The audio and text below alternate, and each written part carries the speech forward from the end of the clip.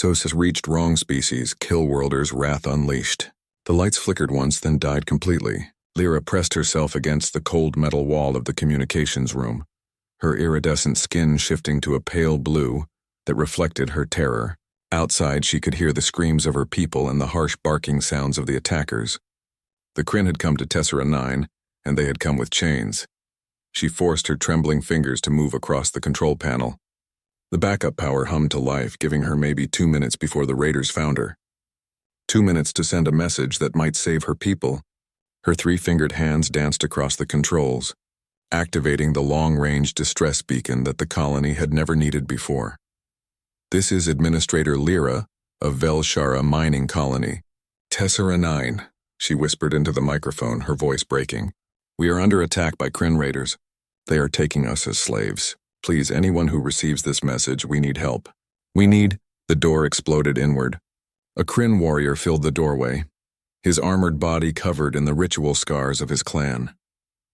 He saw Lyra and smiled, showing rows of sharp teeth. She slammed her hand down on the transmit button and dove away from the console.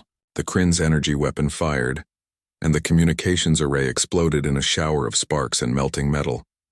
But the message was already racing through subspace, carrying the colony's desperate plea across the stars.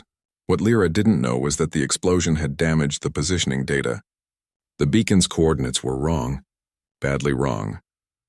3 weeks of travel away, the ESS Valkyrie cruised through empty space on its survey mission. The ship was not large by military standards, just a deep space exploration vessel with a crew of 43 humans. They were mapping star systems in what Earth called the Perseus Arm, looking for resources and habitable worlds for humanity's slow expansion into the cosmos. Captain Sarah Chen sat in her command chair, reviewing the day's sensor reports. At 42 years old, she had spent half her life in space. Her black hair was pulled back in a practical bun, and her dark eyes held the calm patience of someone who had seen both the beauty and danger of the void. Captain, we're picking up something unusual, said Lieutenant Yuki Tanaka from the communication station. It's a distress signal, but the encoding is strange. Not human. Sarah felt her heart rate increase. In 5 years of deep space exploration, they had never encountered alien life. Earth had been alone in the universe, or so they thought. Play it, she ordered. The message that came through was halting and filled with static, but the terror in the speaker's voice was clear even through the alien words. The ship's computer worked to translate, using linguistic patterns and mathematical constants embedded in the signal. Under attack. Raiders, taking us, please. Need help. The bridge fell silent. Sarah looked at her crew and saw her own thoughts reflected on their faces. They were explorers, not warriors, but they were human, and humans did not ignore calls for help. Navigator, plot a course to those coordinates, Sarah commanded. Engineering, I want maximum speed. Communications, send a message back on that frequency. Tell them we're coming. Captain, said Commander Tom Harrison, her second in command, we don't know what we're flying into. This could be dangerous. Someone is in trouble, Tom, Sarah replied quietly. We're going. The Valkyrie turned and accelerated, her fusion drives pushing the ship to speeds that would have seemed impossible to humans just 2 centuries ago. The crew prepared for what they thought would be a rescue mission. They checked their medical supplies, prepared emergency shelters, and reviewed first contact protocols. What they did not do was prepare for war. In the ship's small armory, Marine Lieutenant Marcus Wade checked his equipment with practiced efficiency. At 31, he was younger than the captain, but had seen combat during the Belt Wars around Mars. He had 12 Marines under his command, a small security detachment meant to handle pirates or hostile wildlife. He had a feeling they might need every one of them. You think this is real, LT? Asked Corporal Jennifer Santos, cleaning her rifle with careful movements. The captain thinks so, Marcus replied. That's good enough for me. First contact with aliens, and it's a rescue mission, Santos said with a slight smile. Very human of us, Marcus chuckled. Yeah, well, let's hope they're friendly, or at least grateful. The Valkyrie traveled for 17 days, pushing her engines to the limit. Sarah spent the time learning everything she could about the signal. The computer managed to partially decode the language, enough to understand that the beings who sent it called themselves Velsharans, and that they were being attacked by something called the Kryn. On the 18th day, They dropped out of faster-than-light travel at the edge of the Tessera system. What they found was not what they expected. A massive warship hung in orbit over the 9th moon. It was at least 4 times the size of the Valkyrie, covered in weapon ports and armored plating. Smaller craft moved between the warship and the moon's surface, ferrying cargo. "Oh God," whispered Tanaka. "That's not a rescue operation anymore."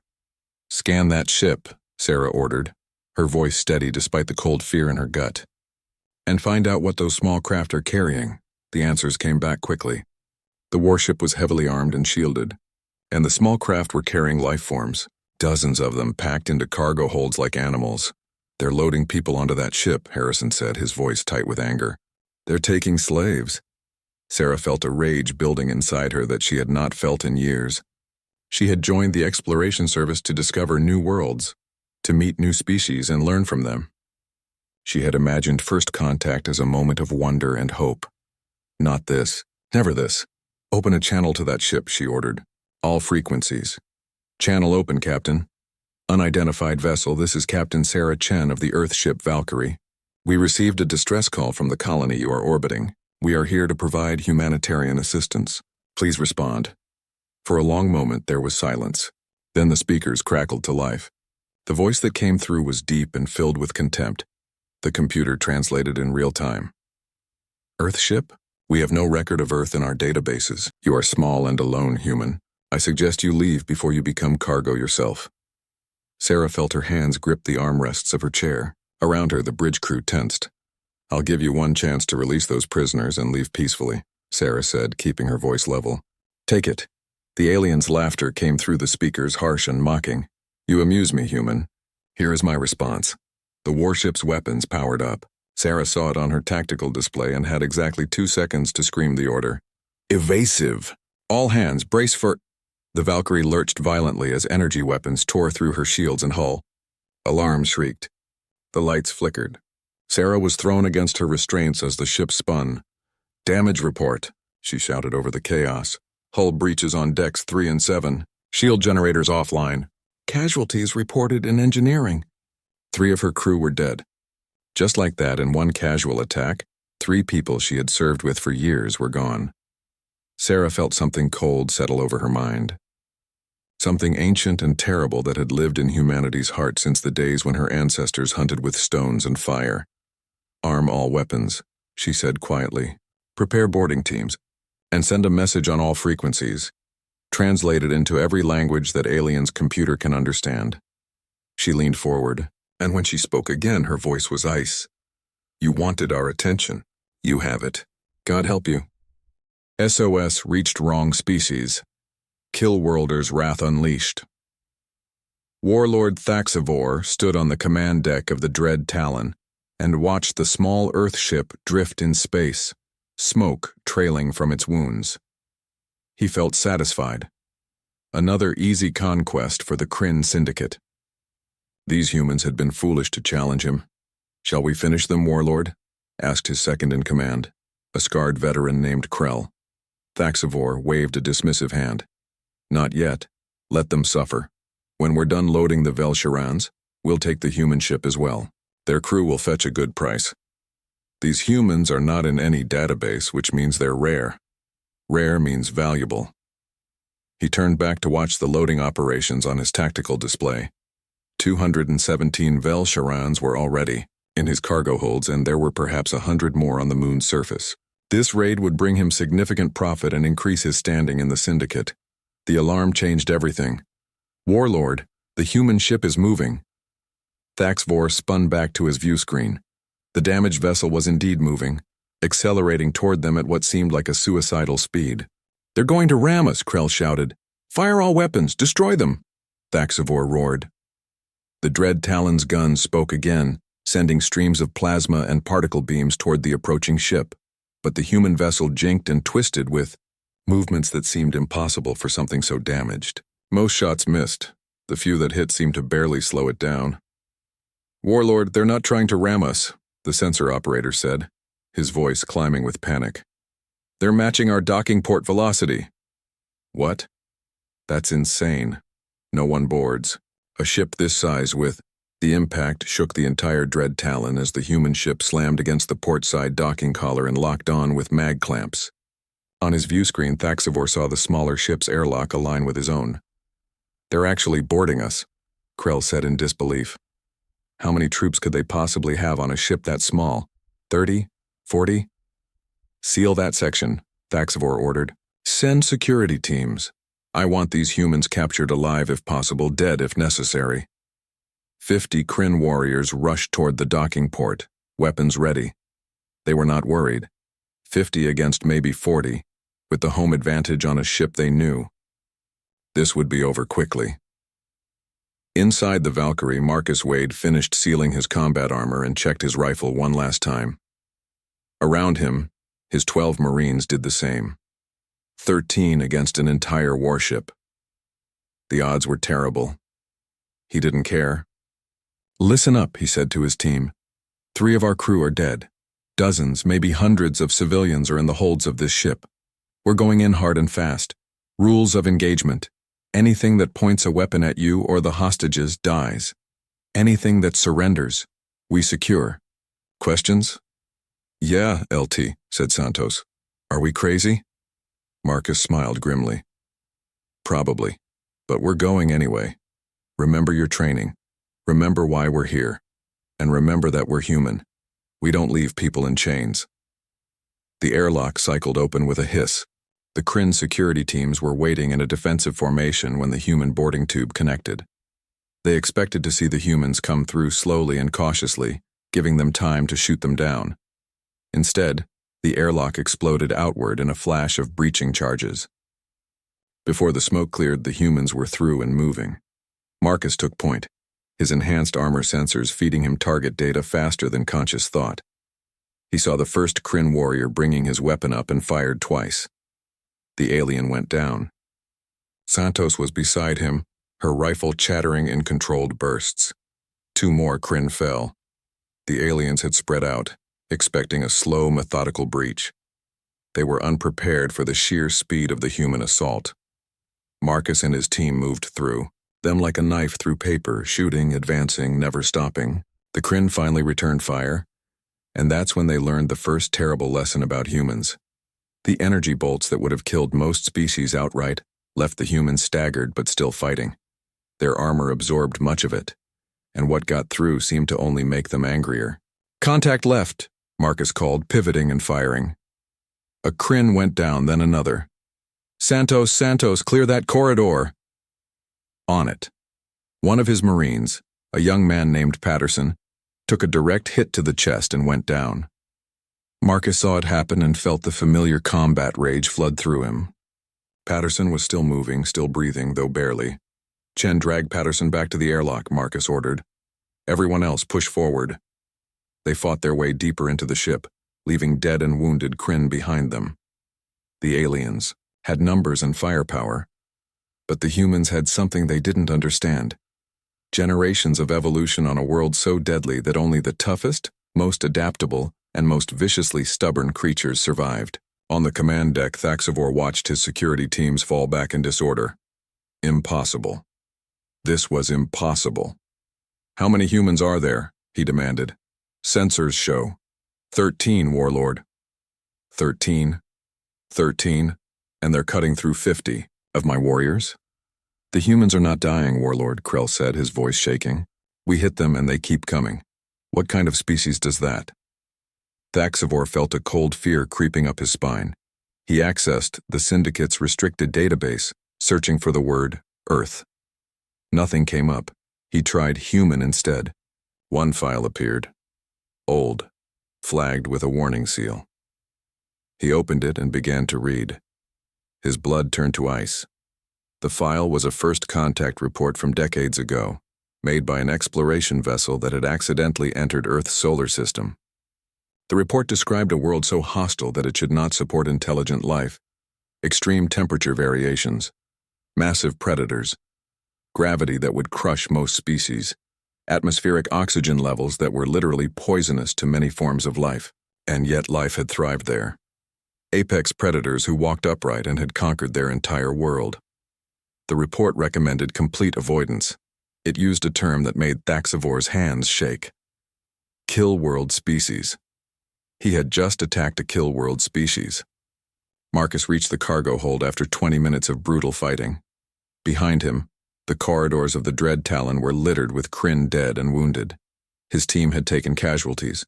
Patterson and 2 others were out of action, but they were still moving, still fighting. The cargo hold doors loomed before him. He could hear sounds from inside. Crying. Whimpering. The sounds of fear. Breaching charges, he ordered. The doors blew inward. Marcus went through, weapon ready, and stopped at what he saw. Hundreds of beings were crammed into cages. They were tall and thin, with skin that shimmered like oil on water. Their eyes were large and dark, and they stared at him with expressions of pure terror. The Velsharans thought the monsters had come to kill them. Then one of the humans removed his helmet. Marcus looked at the frightened aliens and forced himself to smile, to look friendly despite the blood and smoke covering his armor. "It's okay," he said softly, not knowing if they could understand. "We're here to help. We're the good guys." He turned to his team. "Get these cages open. We're taking everyone back to the Valkyrie, and if anyone tries to stop us..." An alarm shrieked. More Kryn were coming. "Shoot them," Marcus finished coldly. On the command deck, Thaxivor made a decision. Pride was one thing, survival was another. He reached for the communications console. "Human vessel, this is Warlord Thaxivor. I propose a ceasefire. Take your people and go. Leave my ship intact and we will not pursue." Captain Chen's voice came back, hard and flat. "Counter-proposal. You release every single prisoner, surrender your vessel, and maybe we let you live. You have 2 minutes to decide." "You're in no position to..." 1 minute 50 seconds, Sarah interrupted. "Choose quickly, Warlord. My Marines are very motivated right now." Thaxivor looked at his tactical display. His security forces were in disarray. The humans had reached the cargo holds and were freeing the prisoners, and more data was coming in from the Syndicate database about Earth. These humans had fought wars on their own world that made the Kryn campaigns look like children's games. They had weapons that could destroy entire cities. And they had a cultural trait that was both admirable and terrifying. They protected the weak. He had attacked the weak in front of them. "Stand down," Thaxivor said quietly. "All Kryn forces, stand down. Let the humans take the prisoners." Krell stared at him. "Warlord, we outnumber them 100 to 1. And they're still winning," Thaxivor said. "I won't throw away more lives against Killworlders. Let them go." But he was already planning. Let the humans have their small victory. The Syndicate would not be so merciful. They would hunt down this Earth and teach these humans their place in the galaxy. He had no idea how badly he was about to miscalculate. SOS reached wrong species, Killworlders' wrath unleashed. Lyra huddled in the corner of her cage, her body pressed against the cold metal. Around her, the other Velsharans whimpered and held each other.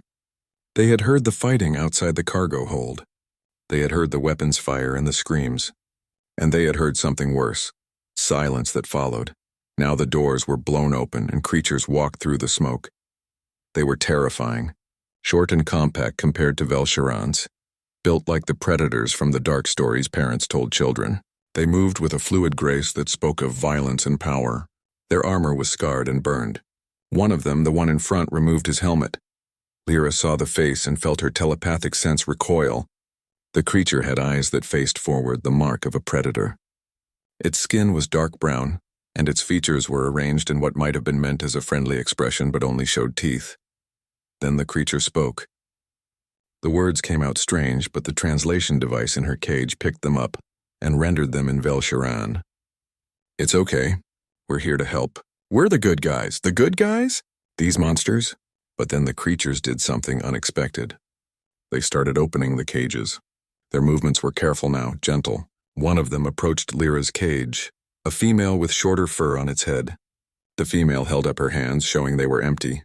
"Easy," the female said softly. "My name is Santos. We're getting you out of here." The cage door opened. Lyra didn't move. She couldn't. Fear held her frozen. Santos stepped back, giving her space. "Take your time. We're not going anywhere without you." Behind Santos, the male leader was directing his creatures. They formed a defensive perimeter around the cargo hold while two of them worked to free the other prisoners. Everything they did was efficient and purposeful. One of the Velsharans, an elder named Tosh, found the courage to step out of his cage. He approached the human leader on shaking legs. Marcus turned and immediately took a knee, making himself smaller and less threatening. "Sir," Marcus said through the translator, "can you help us? We need to get everyone to our ship, but we don't know how many are hurt or sick." Tosh stared at him. The creature had just fought its way through dozens of Kryn warriors, and now it was asking permission, asking for help.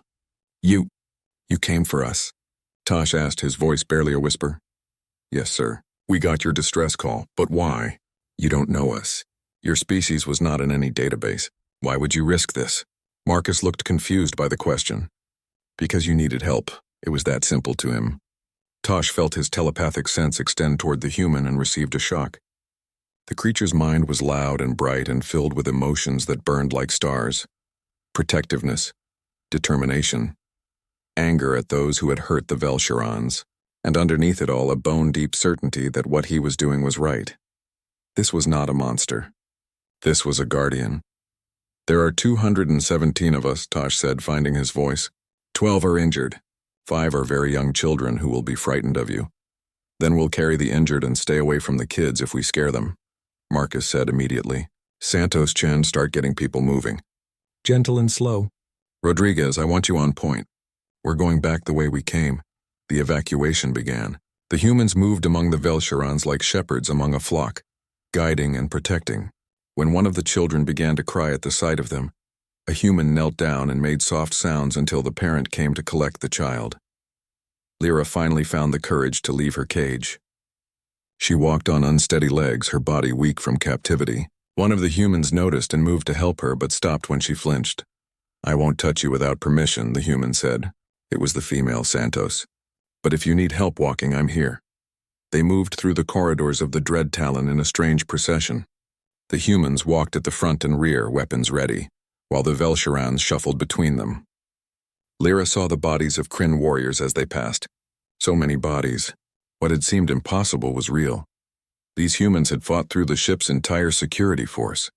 They reached the docking collar where the human ship was attached. The Valkyrie looked tiny compared to the Dread Talon, yet it had come anyway. Lyra understood then. These humans didn't calculate odds. They saw someone in danger and they acted. The crossing took an hour. The humans were patient, never rushing the frightened Velsharans.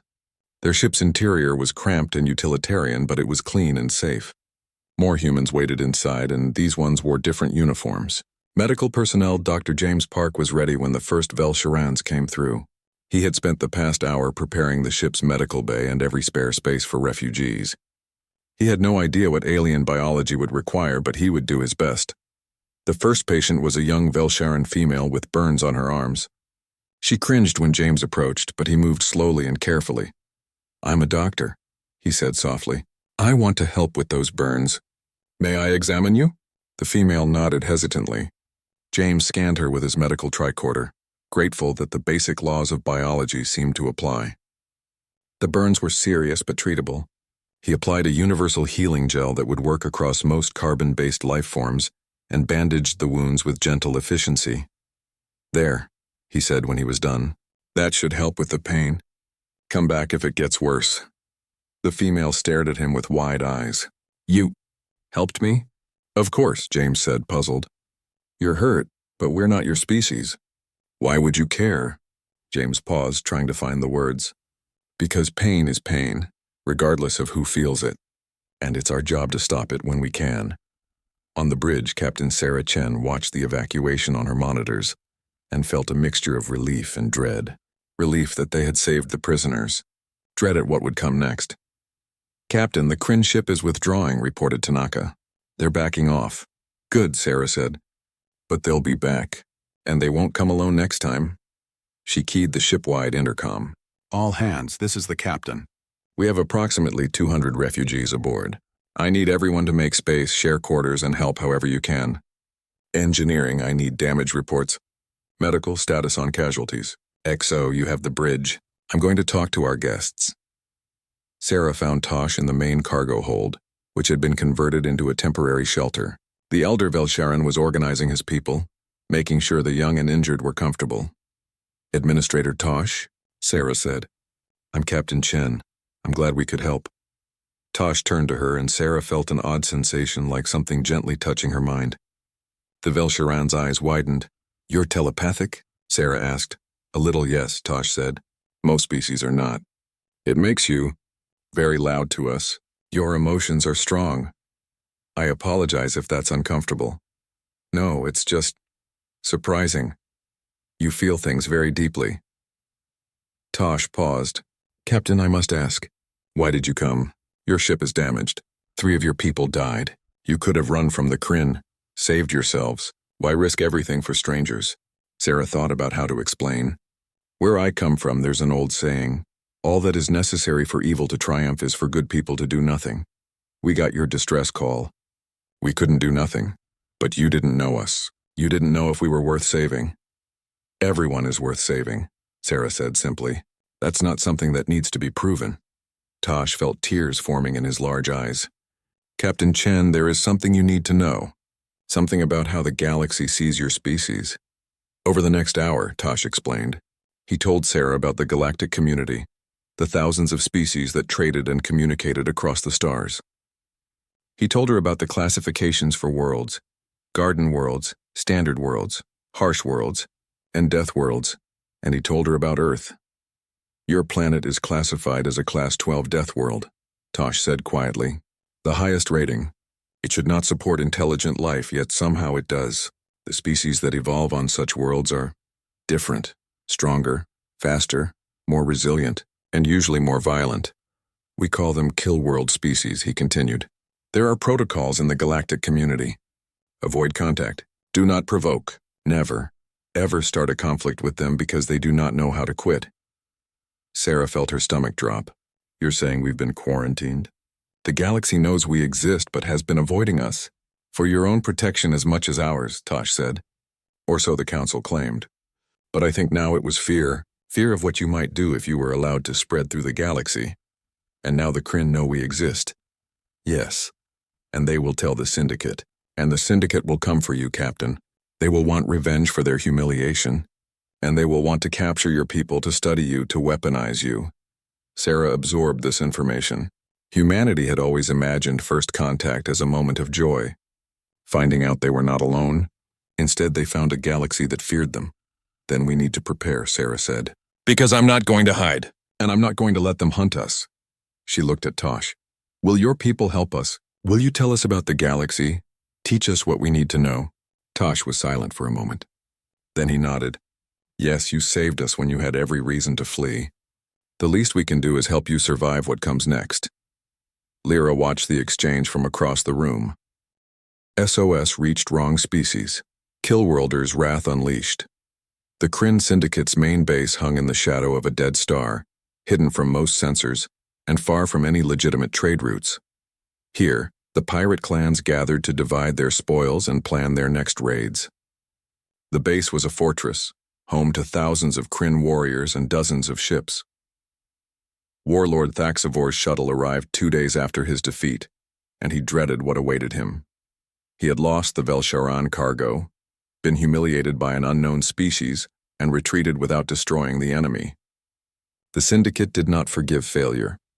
High Warlord Kretch sat on his throne in the Great Hall, surrounded by the clan leaders. He was old for a Kryn, his scales gray with age, but his eyes still burned with fierce intelligence. He watched Thaxavor approach and saw fear in the younger warlord's movements. Tell me, Kretch said, his voice like grinding stone, how a single small ship defeated the Dread Talon and took our cargo. Thaxavor knelt. High Warlord, they were not like any species in our database. They called themselves humans, from a world named Earth. They what? Had super weapons? Energy shields that could withstand our fire? No, High Warlord. They had determination, and they refused to die. Murmurs ran through the assembled clan leaders.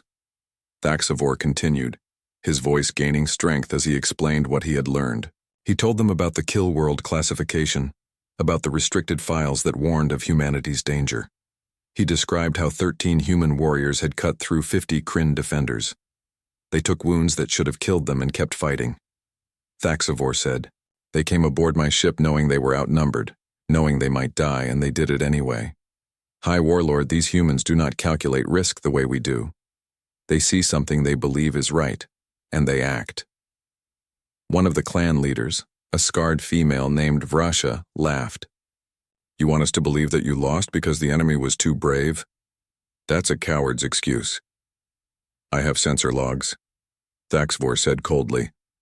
"I have medical scans of their biology, and I have the testimonies of 50 warriors who survived contact with them. Watch the recordings and then call me a coward." Kretch raised a hand for silence. "Show us these recordings." The holographic display lit up, showing the boarding action from multiple angles.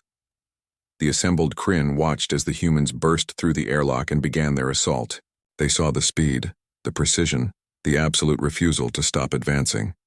They saw humans take hits that would drop a Kryn warrior and keep moving, keep shooting. The hall fell silent. "This is impossible," Vrasha said quietly. "They're small. Their weapons are primitive. How can they move like that?" "Evolution," said an old voice from the back of the hall. A Kryn scientist named Velt stepped forward, his scales pale with age. "High Warlord, I have studied the restricted files on Killworld species. These worlds produce life forms that are adapted to constant danger. Higher bone density, redundant organs, faster healing, and minds that respond to threats with aggression rather than fear." "You're saying they're bred for war?" Kretch asked. "I'm saying their entire world is war," Velth replied. "Every species on Earth had to fight for survival. The humans won. They climbed to the top of a food chain filled with creatures that could kill them easily. And they did it with intelligence, cooperation, and an absolute refusal to accept defeat." Kretch leaned back on his throne, considering. "Then they are dangerous, more dangerous than I thought. We should avoid them." "With respect, High Warlord," Thaxivor said, "it's too late for that. They know about us now. They know we take slaves. And based on what I saw in their captain's eyes, they will not forgive that. They will come for us." "Let them come," Vrasha snarled. "We have ships. We have weapons. We have warriors who have raided across 100 systems. These humans are new to space. We'll crush them and take their world." Thaxivor shook his head. "That's what I thought too. That's why I attacked their ship. And that's why 3 of my warriors are dead for every human casualty." Kretch stood, his decision made. "The Syndicate does not run from threats. We eliminate them. Gather 7 of our war cruisers. We will find this Earthship and destroy it. If the humans want war, we will give them war. And when we're done with them, we'll find their homeworld and teach them the cost of defying the Kryn." On the Valkyrie, Sarah sat in her ready room and stared at the message that had just arrived from Earth. She had transmitted a full report 3 days ago, and Fleet Command's response had finally arrived. Admiral Kowalski's face filled the screen, his expression grave. "Captain Chen, your report has been reviewed at the highest levels. First contact with alien life, and it's a military engagement. That's not how anyone wanted this to go." Sarah said nothing, waiting. However, the Admiral continued, "Your actions were appropriate given the circumstances. You attempted peaceful contact, you defended your ship when attacked, and you rescued innocent civilians from slavery. Command is in agreement. You did the right thing." Sarah felt relief wash through her. "But there's more," Kowalski said. "We've discussed your reports about the galactic community and humanity's classification. The fact that we've been watched and avoided for decades is concerning. We're going to need to learn more and quickly. To that end, Fleet is dispatching a task force to your location. The Wrath of Terra and 5 escort frigates will arrive in approximately 8 days. Sarah straightened. The Wrath of Terra was one of Earth's newest battlecruisers, built with weapons designed to fight in the gravity wells and radiation belts of Sol system. If the Kryn came looking for revenge, they would find something very different from the exploration vessel they'd attacked. Additionally, the Admiral said, you're being promoted to Commodore and given command of the task force once it arrives. Your mission is to establish formal relations with this Velsharan government and learn as much as possible about the galactic community. And Captain, Commodore, if the Kryn come back, you have full authorization to defend yourself and any civilians under your protection. Show them what happens when you attack humanity." The message ended. Sarah sat back, processing. 8 days until reinforcements. 8 days to prepare, to learn, to get ready for what was coming. She called Tosh to the bridge. The Velsharan elder had been invaluable over the past few days, teaching the human crew about galactic politics and technology. "Tosh, we have a problem," Sarah said. "Or rather, the Kryn have a problem. Earth is sending warships." Tosh's skin flickered through several colors before settling on a pale blue that indicated worry. "How many ships?" "6, including a heavy battlecruiser. That's not a large force by galactic standards. The Kryn could field dozens of ships if they wanted." "That may be true," Sarah said, "but our ships aren't like theirs. We built them to fight in Earth's gravity, to withstand radiation levels that would cook most electronics, to operate in conditions that would destroy normal vessels. Tosh, we've been building warships for a hostile solar system. What do you think happens when we use them against ships designed for standard space?" Tosh was silent for a moment. Then understanding dawned in his large eyes. Oh no. "Oh yes," Sarah said. "The Kryn wanted to hunt humans. They're about to find out what humans designed to hunt." 7 days later, sensors detected multiple ships entering the system. 7 Kryn war cruisers, each larger than the Valkyrie, each bristling with weapons. They came in a formation meant to intimidate, meant to overwhelm. On the lead cruiser, High Warlord Kretch reviewed the tactical situation. One small human ship, damaged, trying to repair itself near the Velsharan colony. "Easy prey. Target the human vessel," he ordered. "Weapons free. I want nothing left but debris." The Kryn ships charged their weapons and moved forward. And then space lit up with new contacts. 6 ships dropped out of faster-than-light travel in perfect formation. They were sleek and dangerous-looking, covered in armor and weapons ports. The Wrath of Terra and her escorts had arrived. On the bridge of the Wrath, Commander Lisa Rodriguez watched the Kryn ships on her tactical display and smiled grimly. She had been looking forward to this. "All ships, battle stations," she ordered. "Shields up, weapons hot. Open a channel to the Kryn fleet." When the channel opened, Lisa's voice was cold and precise. "Kryn vessels, this is Commander Rodriguez of the Earth Navy ship Wrath of Terra. You are guilty of attacking an Earth vessel and enslaving innocent civilians. You have one opportunity to surrender. Take it, or we will remove you from space. You have 60 seconds to respond." On his ship, Kretch stared at the human vessels. They were smaller than his cruisers. Their weapons looked primitive. But something in the human commander's voice made him hesitate. Then Vrasha's voice came over the fleet channel. "They're bluffing. All ships, attack formation. Show these Killworlders that the Kryn fear nothing." The Kryn fleet opened fire, sending streams of plasma and missiles toward the human ships. The Battle of Tessera 9 had begun, and the galaxy would never be the same. SOS reached wrong species. Killworlders' wrath unleashed.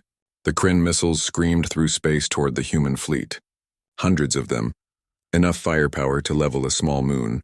On the Velsharan colony below, Lyra watched through the observation post and felt her heart sink. The humans had come to help, and now they would die because of it. Commander Lisa Rodriguez stood calmly on the bridge of the Wrath of Terra as the missiles approached. She had fought in the Belt Wars, where combat happened at ranges measured in thousands of kilometers and reactions had to be instant. This was almost leisurely by comparison. "Point defense," she said quietly. "Fire." The Wrath and her escorts lit up. Railguns spat out thousands of rounds per second, each one guided by computers designed to track asteroids moving at orbital velocities. Laser arrays turned space into a web of light. The missiles died by the dozens, then by the hundreds. A few got through and detonated against the human ships' shields, but the shields held. The plasma beams came next, massive bolts of superheated matter that would melt through most ships' armor. The human vessels twisted and dodged with movements that seemed impossible for ships their size. What the Kryn didn't know was that human ships were designed to maneuver in Jupiter's gravity well. where a wrong move meant being crushed or lost forever. This kind of space combat was easy by comparison. All ships, Lisa ordered. Return fire. Target their weapon systems first, the human fleet responded. Their weapons were different from anything the Kryn had seen. Railguns that fired solid slugs at a significant fraction of light speed, missiles that could think and adapt, and laser systems designed to punch through the radiation belts around Earth. The first Kryn cruiser took a railgun hit and staggered. The solid slug, moving at incredible speed, punched clean through its shields and armor. Secondary explosions rippled across its hull as internal systems overloaded. Impossible, Kretch shouted on his bridge. Their weapons are too primitive to... Another hit. Then another. The human ships moved like dancers, their formation perfect, their fire coordinated. They had clearly trained for this kind of combat. And they were terrifyingly good at it. Vrash's cruiser broke formation and tried to flank the human ships. It was a good tactical move, one that had worked in dozens of raids. But the human escorts were ready. Two of the smaller ships peeled off and intercepted her, their weapons firing in a pattern that forced her to choose. Take hits or fall back. She took hits. Her ship's shields collapsed under the assault, and then the armor began to fail. Vrasha screamed orders, but her crew was panicking. They had never faced an enemy like this. On the Wrath, Lisa watched the tactical display with satisfaction. Focus fire on the lead cruiser. Let's give their commander something to think about. High Warlord Kretch's ship shuddered as multiple railgun rounds slammed into it. His shields were failing. His weapon systems were offline, and the humans were advancing, their ships moving in a coordinated pattern that spoke of experience and training. All ships, evasive, he ordered. Fall back and regroup. But the humans didn't give them space. They pressed the attack, herding the Kryn ships like predators cornering prey. Two more cruisers took critical damage. One of them, unable to maintain orbit, began falling toward Tessera 9's surface. Kretch made a decision he never thought he would make. Cease fire. All ships, cease fire. We surrender. The human weapons stopped. The sudden silence was almost shocking. Lisa's voice came over the channel, calm and controlled. Kryn vessels, power down your weapons and shields. Prepare to be boarded. Any ship that tries to flee will be destroyed. Any ship that opens fire will be destroyed. You attacked us, you lost, and now you face the consequences. Do you understand? Kretch felt shame burn through him, but he was not foolish. The humans could destroy his entire fleet if they wanted. We understand. We surrender. On the colony, Lyra watched in stunned silence as the impossible happened. The Kryn Syndicate, terror of the Outer Rim, had been defeated in less than 30 minutes. The human ships moved among the damaged cruisers like sharks among wounded fish, boarding parties securing each vessel. Tosh stood beside her, his telepathic sense extended toward the battle. He could feel the humans' emotions even at this distance. Not triumph or joy at their victory. Just cold satisfaction and a grim determination to see justice done. They're not celebrating, Lyra said quietly. No, Tosh agreed. To them, this was just a job that needed doing. They came, they fought, they won. Now they'll make sure it doesn't happen again. The boarding of the Kryn ships was efficient and professional. The human Marines, including Lieutenant Marcus Wade and his team from the Valkyrie, moved through the cruisers and secured all personnel. They treated wounded Kryn with medical care, fed the prisoners, and documented everything for evidence. Kretch found himself in a holding cell aboard the Wrath, staring at Commander Rodriguez through a transparent barrier. You fought well, he said grudgingly. I have never seen ships move like yours. Lisa looked at him coldly. You came here to enslave people. You attacked a ship trying to help civilians, and you threatened to hunt down my species. Did you really think we would just let that happen? I thought you were weak. Small ships, unknown species, far from home. I was wrong. Yes, you were, Lisa said. And now you're going to help make sure others don't make the same mistake. You're going to tell us everything about the Kryn Syndicate. Every base, every ship, every operation. And then you're going to face justice from the Vel'Shirans for the people you've enslaved over the years. Kretch's eyes widened. You're giving us to them? They're the ones you hurt. They deserve to decide your punishment. Lisa turned to leave, then paused. Oh, and Warlord? You should know that this is just the beginning. Earth now knows about the galactic community. We know about the slave trade, the pirates, the suffering. And we're not going away. We're going to do what we do best. We're going to protect the people who can't protect themselves. The galaxy won't accept you, Kretch said. You're Killworlders. You're dangerous. Good, Lisa said. Let them fear us. Maybe that fear will make them think twice before preying on the innocent. 2 weeks later, the Velsharan High Council convened in their capital city on the homeworld. The chamber was filled with representatives from across their territory. And all of them were there for one reason: to meet the humans. Sarah Chen stood before the council, wearing her formal uniform as Earth's first official ambassador to alien species. Beside her stood Tosh and Lyra, who had volunteered to help bridge the gap between their peoples. The council leader, an ancient Velsharan named Seraph, spoke first. Captain Chen, Commodore now, actually, Sarah said with a slight smile. Commodore Chen, Seraph corrected. You and your people have given us much to consider. You answered our distress call when you could have fled. You fought the Kryn when you were outnumbered. You freed our people and asked nothing in return. And then you defeated a fleet that has terrorized our space lanes for decades. We did what was necessary, Sarah said simply. But why? Seraph asked, leaning forward. You had no obligation to us. We are strangers. Why would you risk so much? Sarah thought about her answer carefully. On Earth we have a word, humanity. It doesn't just mean our species. It means compassion, kindness, the willingness to help others even when it costs us something. We heard your call for help, and responding to it wasn't a choice. It was who we are. The galaxy will not understand this, Seraph said quietly. Most species act from self-interest. They calculate cost and benefit. They fear your kind because you don't think that way. You act from emotion, from principles that override logic. Maybe that's what the galaxy needs, Lyra spoke up. The young administrator had found her courage over the past weeks. We've had logic. We've had calculated politics. And we've had slavery and piracy and suffering because no one would act. The humans acted. They saved us. If that's what Killworlders do, then maybe we need more of them. Murmurs ran through the council. Seraph raised a hand for silence.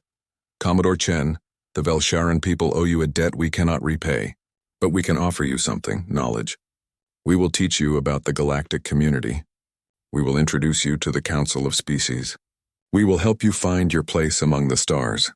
And in return? Sarah asked. In return, we ask that you continue to be who you are. When others call for help, answer. When the strong prey on the weak, stand between them. Be the cavalry you spoke of. Sarah felt tears prick her eyes. We can do that. The formal treaty between Earth and Velshara was signed that day. It was the first of many. Over the following months, Earth ships began exploring the galaxy in earnest, making contact with species who had watched humanity from afar for decades. Some species welcomed them, others feared them, but all of them learned the same lesson. Humans were here to stay, and they were not what anyone expected. The slave trade in 3 sectors collapsed when human patrol ships began responding to distress calls. Pirates learned to avoid any ship that might have human guards, and the galactic community found itself facing an uncomfortable truth. The species they had quarantined out of fear were becoming the protectors of those who needed protection most. Marcus Wade stood on the bridge of the newly commissioned ESS Guardian, looking at the stars.